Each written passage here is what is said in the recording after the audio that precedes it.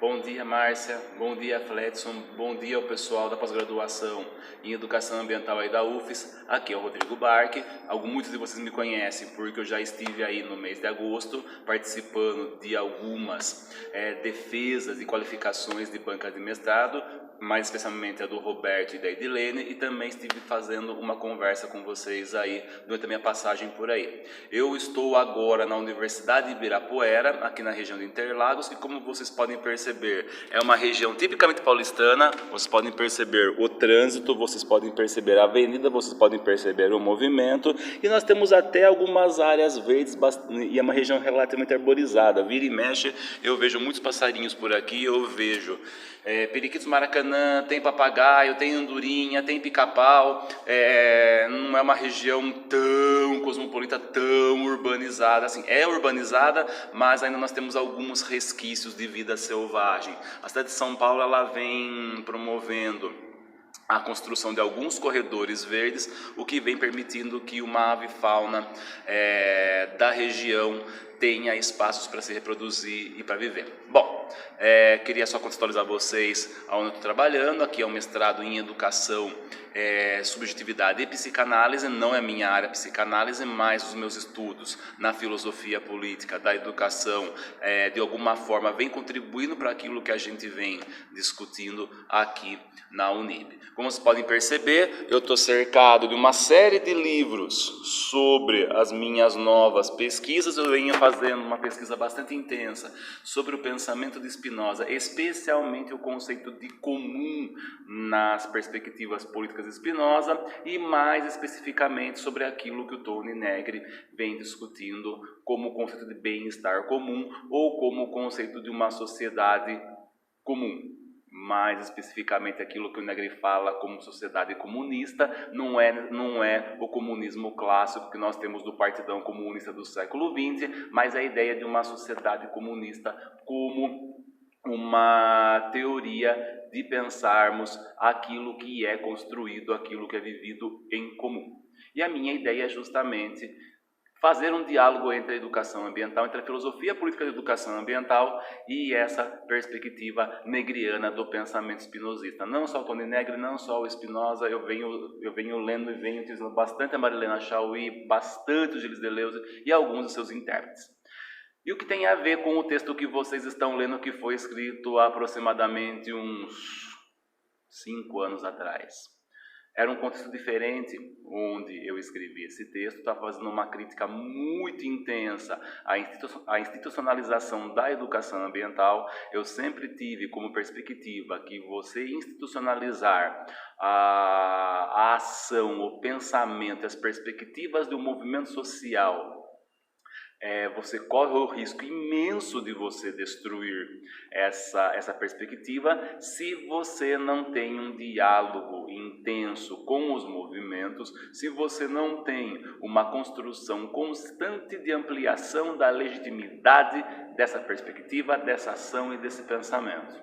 A crítica que eu faço é justamente qual? A crítica que eu faço é que nós nunca deixamos de ter, desde o começo dos anos 90, um governo liberal no país, um liberal no sentido político-econômico, de destruição do Estado como espaço coletivo de tomada de decisões, como espaço coletivo de participação, e sim um Estado que seja marionete ou, no mínimo, regulamentador da ação neoliberal das grandes corporações transnacionais, mesmo das grandes corporações nacionais, que ao crescerem também se transformam em corporações transnacionais.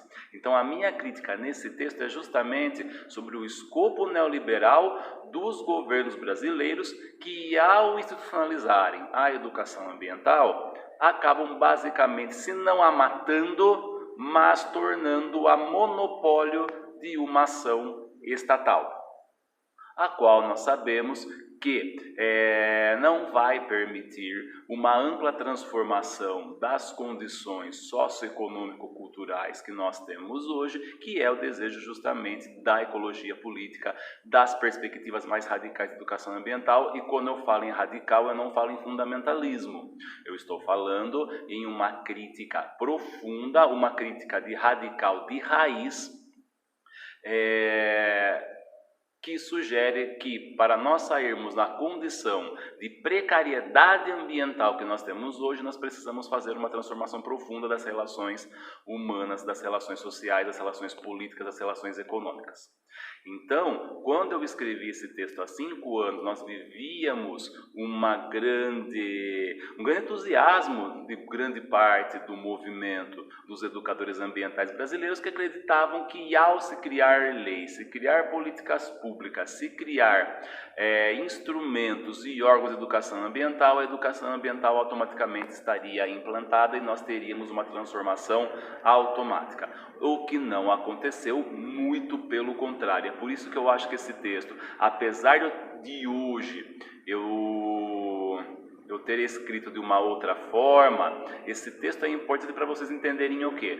O quanto uma institucionalização, ao não conseguir manter vivo, manter radical e manter aceso a perspectiva de um movimento político que é o movimento ecologista, você acaba quase que matando o movimento social, você acaba quase que matando a força radical de contestação desse movimento social e ao governo atual, ao assumir no segundo dia de mandato, destruir a diretoria de educação ambiental do Ministério do Meio Ambiente, o qual também quase foi destruído, particularmente acho que está morto, mas como está também o Ministério da Educação, como estão outros ministérios que buscam atender aquilo que é comum, aquilo que é o público, você não teve uma grande repercussão por parte da sociedade, você teve uma repercussão por parte dos educadores ambientais, dos ecologistas, que são uma ínfima minoria no que diz respeito à larga escala da população. Por quê? Porque nós não conseguimos legitimar coletivamente, em larga escala, a importância da ecologia, a importância da educação ambiental, a importância de uma transformação profunda de nossas relações conosco mesmo e com a natureza e com o meio ambiente. Então acredito que vocês possam estar lendo, discutindo esse texto para entendermos esse processo de sucateamento a partir justamente da institucionalização e da ideia de que ao se institucionalizar você fortalece, no nosso caso destruiu. Então, e justamente as minhas pesquisas de hoje, as quais estou fazendo em relação à perspectiva do comum, que não deixam de ser libertárias, que não deixam de ser anárquicas, mas são justamente uma tentativa de pensarmos ainda a educação ambiental como produção coletiva de uma população, de uma multidão, de um grupo de pessoas, pequeno ou grande, de forma que se impeça que ela seja morta por quaisquer institucionalizações, seja ela pelo Estado, seja ela pelo capital. Porque ambos vão limitar o escopo transformativo quando não se travestirem de transformativas, mas para manter tudo como está ou ainda pior. Bom, basicamente acho que é isso, o vídeo tem quase 9 minutos já, vocês pediram alguns minutinhos, se deixarem eu falando aqui eu vou até amanhã, tá? Quero agradecer mais uma vez, espero que esse vídeo contribua para com os debates, para com as conversas de vocês. Se vocês quiserem editar para deixar menor, fiquem à vontade, e eu agradeço de novo, quero deixar um grande abraço a vocês, eu quero dizer que eu fui muito bem recebido por todos e todas vocês aí no Espírito Santo, estou doido para voltar, estou doido para ficar alguns dias a mais aí, porque é sempre melhor do que a gente acha que é. Maravilha? Obrigado, abração, tudo de bom aí, até mais.